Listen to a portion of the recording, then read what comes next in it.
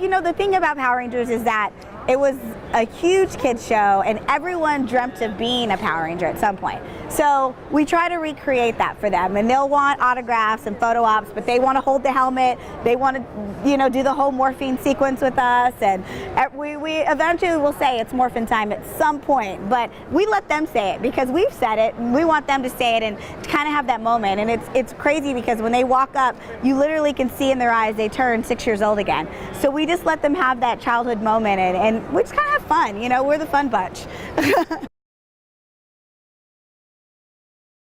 That could go to any of us because we were all, I mean, we were all kids, so we were all always like one step away of doing what we weren't supposed to do.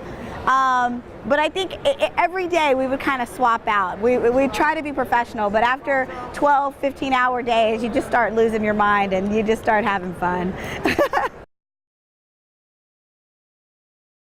Well, this is the one song I always think of.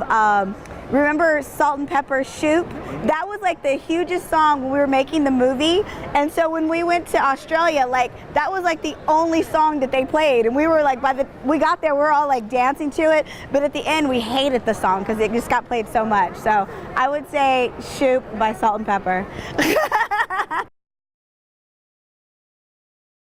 I always say I'm one of those people, I try to encourage people to find their voice, to find what they're passionate about, and to just stand up for it and just be who you are.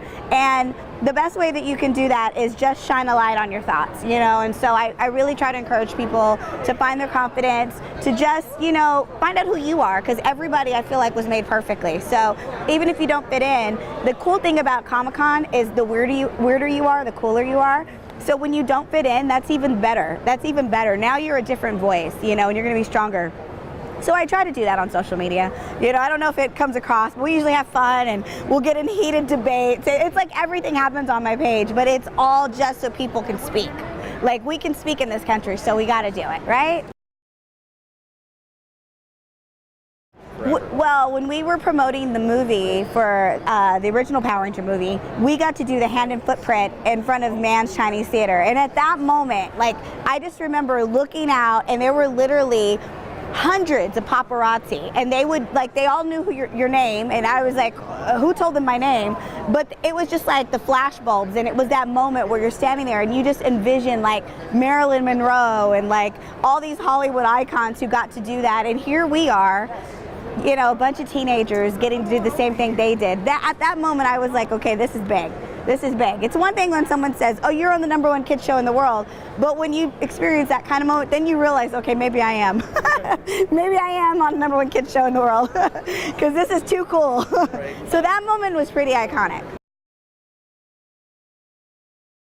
I don't know. I would probably say Oprah Winfrey, only because she's a strong woman, and she's like, if you would have probably met her as a kid, no one would have thought she would be this multi-millionaire, mega mogul, own your own channel, own your own station. She's a producer. She's everything that I admire. So I think I would definitely geek out.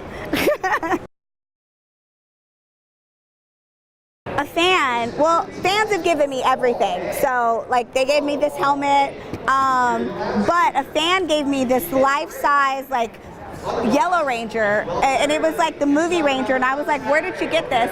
And their brother, I think, worked at McDonald's, and it was the actual thing that they had on the window. So that was pretty cool. Like, I was like, I have a life-size Yellow Ranger. It's kind of, you know, what are those things called you put on windows? Like, yeah, the sticky thing. Yes, yes. So imagine having one of those in a Yellow Ranger costume. That's pretty awesome. The best part about it is that our fans have had 20 years to grow up. So when we met them back in the day, like, they would probably cry, they were little kids, they couldn't articulate how they felt. Now we meet them, they tell us what the show meant to them, and like all the while we're thinking, oh, we're actors, we're getting to be actors, we're getting to fulfill our dreams. Little did we know that we were helping people who were bullied, or we were helping people, inspire people to get into karate, or we've met people who said, because of the Power Rangers, I wanted to do something good with my life, so I became a cop, or I became a fireman.